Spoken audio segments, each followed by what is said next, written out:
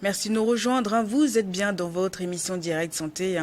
Donc aujourd'hui, nous parlons de troubles de sommeil chez les personnes âgées. Pour ça, je suis accompagnée de Dr Apeti, qui est spécialiste en géatrie, qui est avec nous pour nous expliquer le pourquoi, à partir de 60 ans, 65 ans, le sommeil agit, enfin le manque de sommeil agit vraiment sur les personnes âgées. Donc tout à l'heure, docteur, on parlait des symptômes. On va un petit peu continuer sur, c'est juste avant la pause, continuer sur les symptômes et les causes justement. Bon, disons que, comme je l'ai défini déjà, les différentes perturbations physiologiques qui arrivent au cours du sommeil n'influencent pas trop sur la récupération globale en se réveillant le matin. Ce qui fait que, classiquement, la durée du sommeil n'est pas aussi trop modifiée avec l'âge. Maintenant, si des situations de stress, que ce soit interne ou externe, arrivent, ça aggrave ces perturbations. C'est ça qui fait qu'après, la personne peut se plaindre d'insomnie. Oui. Classiquement, beaucoup de gens pensent qu'en fait, quand une personne âgée a une insomnie, c'est souvent primaire parce que la personne a vieilli, il faut mettre un médicament. Non, généralement, c'est pas ça. L'insomnie primaire est plutôt faible chez le sujet âgé. Même ce n'est plus défini, même dans les institutions que nous appelons internationales. On parle souvent d'insomnie occasionnelle ou bien réactionnelle, qui peut perdurer pendant 1 mois, maximum 3 mois, mais qu'on peut gérer sans forcément avoir recours aux médicaments. La plupart des insomnies se manifestent généralement par, si vous vous réveillez mal le matin, vous serez fatigué, vous serez nerveux, vous allez refuser de manger, vous pouvez même tomber, faire surtout le thème qu'on a fait ici, qui nous est cher, la chute avec toutes ses conséquences, parce que vous n'êtes pas en vous. Quand vous êtes fatigué, vous pouvez tomber. Donc, c'est ça les symptômes majeurs. Maintenant, quand on reprend les étiologies, les causes fréquentes sont les causes liées aux différentes maladies que les personnes âgées ont déjà. Oui. Que ce soit les maladies neurodégénératives, les maladies cardiaques, pulmonaires, ostéo-articulaires, toutes ces maladies, le diabète et tout. Je vais essayer de prendre en même temps deux comme ça. Si on prend par exemple les maladies ostéo-articulaires, ça donne des douleurs. Personne ne peut avoir les douleurs et dormir. Oui. Donc, si ce patient vient, il ne faut pas aller mettre un somnifère. Il faut gérer sa douleur, la personne va dormir. Je prends les maladies cardiovasculaires. Généralement, je fais toujours cet effort d'informer nos frères et sœurs qui prescrivent souvent les antihypertenseurs de faire attention aux médicaments qui font pisser. Parce que si la personne va se réveiller plusieurs fois la nuit pour aller pisser, la personne ne peut pas dormir suffisamment. Et comme je le dis, les personnes, il faut éviter les médicaments qui font perdre de l'eau. Souvent, qui sont encore diabétiques, qui font perdre de l'eau. Parce qu'en cas de chaleur, en cas de diarrhée, tout ça, ça donne d'autres complications. Déjà, si vous lui mettez ce médicament, ça va l'empêcher de bien dormir. Donc, maintenant, ces maladies, dans leurs manifestations cliniques, par exemple, l'hypertension et sa complication cardiaque, peut-être les maladies, ça donne des essoufflements. Vous ne pouvez pas bien dormir si vous êtes essoufflé. Donc, il y a tout ça là. Maintenant, sur le plan neuropsychiatrique, il y a une maladie importante que beaucoup de gens, au lieu de diagnostiquer à fond, passent le temps à dire, bon, Alzheimer, c'est la dépression. Ce que j'ai dit là, tous les chocs qu'on reçoit, que ce soit nos maladies chroniques, que ce soit les problèmes de tout autour. De la vie, tout ça. Tu ne peux qu'à un moment donné dire, j'en ai marre. Et ça là, ça empêche de donner. C'est pourquoi, pour dire que quelqu'un ne dort pas, il faut éliminer, quoi qu'on dise, une dépression, qui peut être une dépression en elle-même, une dépression liée à ces maladies que je dis là. Personne n'est content de se lever tous les jours, boire beaucoup de médicaments avant de vivre. Personne n'est content tous les jours de dire, oh, j'ai mal ici, j'ai mal ici. Déjà, les gens voient ça comme le fait de déranger l'entourage, de déranger ses parents. Donc, c'est ça l'aspect qu'il faut voir. La prescription d'un médicament de sommeil est exceptionnelle chez le sujet âgé. Contrairement à ce qu'on pense. Oui. Mais vous allez voir tous, ils ont des molécules qui ne sont même pas indiquées. Les molécules qui sont indiquées sont bien connues. Mais dès que tu vois une personne âgée, même qui sont contre-indiquées, mais on veut juste, comme je le dis, peut-être que c'est l'enfant qui demande au médecin, maman n'a qu'à dormir, et lui met le médicament. Donc les causes, c'est essentiellement les causes liées aux maladies que la personne a. Mais qu'est-ce qu'il faut faire alors dans ces cas-là? Il faut traiter la cause. Oui, mais si on traite la cause, mais il y a des médicaments qui sont accompagnés déjà de tout ça, ça les aide pas non plus. Non, ce que je veux dire, c'est que par exemple, si vous avez hypertension, et que peut-être, au lieu de vous mettre un médicament de tension, comme vous a mis entre-temps, je parle de rien, qui vous fait pisser, c'est d'arrêter le médicament qui fait pisser. Là. et mettre ce qui ne fait pas pisser s'il faut toujours garder un médicament. Si par exemple la personne a des douleurs au niveau des agites, il faut traiter la douleur. Si la personne a une dépression, il faut traiter la dépression et accompagner la dépression d'une psychothérapie comme on l'a dit tout à l'heure et non forcément mettre un somnifère. Parce que le problème de la plupart des somnifères, c'est que ça crée une dépendance.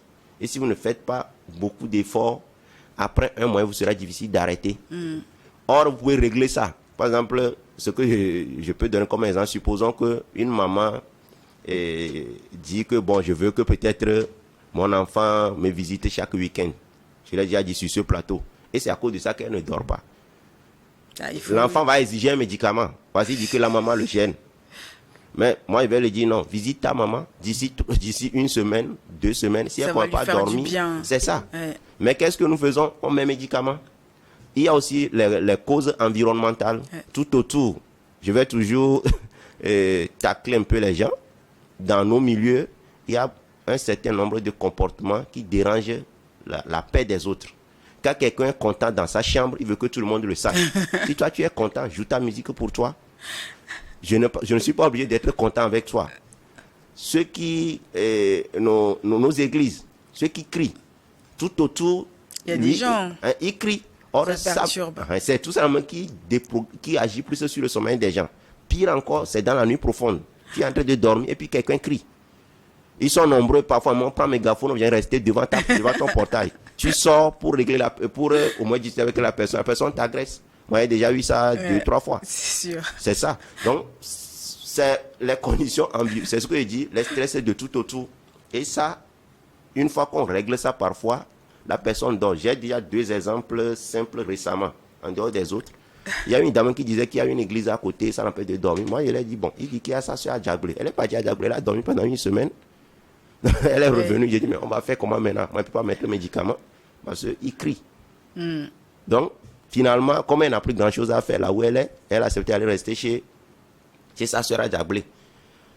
C'est plus simple comme ça que de lui mettre un somnifère avec tous les risques qui vont suivre. Parfois, même la personne peut dormir de trop, pisser sous elle, chier. Il y a tout ça. Il ne s'agit pas de faire fermer les yeux aux gens. Il s'agit de régler le problème de fond, en fait. C'est ça. Et ça c'est encore plus naturel qu'autre chose, oui. C'est ça. Parce que quand on pointe du doigt, c'est vrai qu'il y a des gens qui ne respectent pas du tout le voisinage. Et non, quand tu vas dire ça, on va dire que c'est parce que tu es camité que tu dis ça, alors que ça n'a rien à voir, c'est le bon sens. Il y a des endroits, à partir d'une certaine heure, tu ne peux pas faire de bruit. C'est ça. Tu ne peux pas, même les bars à côté, il faut des endroits il faut respecter le voisinage. Oui, c'est surtout le soir. Là où le sommeil toute une journée, non, il faut que ce soit réglé ça. Il y a des lois normalement apparemment. Bien sûr, normalement il y a des lois. Quartier où les gens n'ont plus droit de faire trop de bruit. Parfois, on a voté les lois, mais celui qui a placé le monsieur là-bas, il fait partie de ceux qui ont voté les lois. Donc, il est gonflé parce que... On n'est pas sorti de l'auberge, comme on dit. Oh là là. Et quelles sont les particularités justement, docteur Apiti, en gériatrie? Particularité en quel sens? On parle toujours du trouble de sommeil chez les personnes âgées. Oui, la particularité, je pense que je l'ai déjà dit, c'est que la majorité des troubles du sommeil chez les sujets âgés, c'est lié à des maladies organiques qu'ils ont déjà. Qui peuvent être des maladies psychiatriques, les maladies organiques, comme j'ai cité les différents organes, les causes environnementales. Et puis il y a une entité particulière qui aussi augmente avec ce qu'on appelle syndrome d'apnée obstructive du sommeil, qui aussi est en vogue chez les sujets âgés, dont l'exploration nécessite en fait une imagerie qu'on appelle polysomnographie pour pouvoir identifier ça. Généralement, ça aussi pour traiter, ce n'est pas médicament, il y a un appareil qu'on met. Oui. Malheureusement, même si tu as un syndrome d'apnée obstructive du sommeil et on te met nos benzodiazépines là, ça peut te faire partie. Ah oui. Puisque c'est une contre-indication même absolue. Mais qu'est-ce qu'on fait? Le ronflement aussi, non? Bien sûr. Moi, il y a le ronflement physiologique classique, mais généralement, il faut être sûr que ce ronflement n'est pas lié en fait à une maladie. C'est ça. Oui, il faut vraiment décortiquer tout ça pour pouvoir oui, c'est pourquoi j'ai dit problème. Souvent, les 30 minutes sont souvent très très limitées pour pouvoir parler à fond de tout ça. C'est ça même. Et les conséquences? Bon, les conséquences, comme je l'ai déjà dit, c'est la mauvaise qualité de la vie. C'est-à-dire, on ne va pas se sentir heureux. Si tu ne dors pas, tu vas te sentir fatigué, tu vas te sentir nerveux, déprimé, tout. Comme je l'ai défini, le sommeil permet de se régénérer pour affronter la journée. Donc, si vous n'avez pas bien dormi, vous ne serez pas en bon état. Vous n'allez pas bien manger, vous n'allez pas sortir. C'est ça qui exige que dans le traitement du non médicamenteux, il faut tout faire pour que la personne prenne la lumière du jour, pour que la personne sorte un peu. Parce que les rayons solaires, là, ça permet en fait à l'horloge biologique de bien travailler le soir pour que vous dormiez. Donc, c'est ça.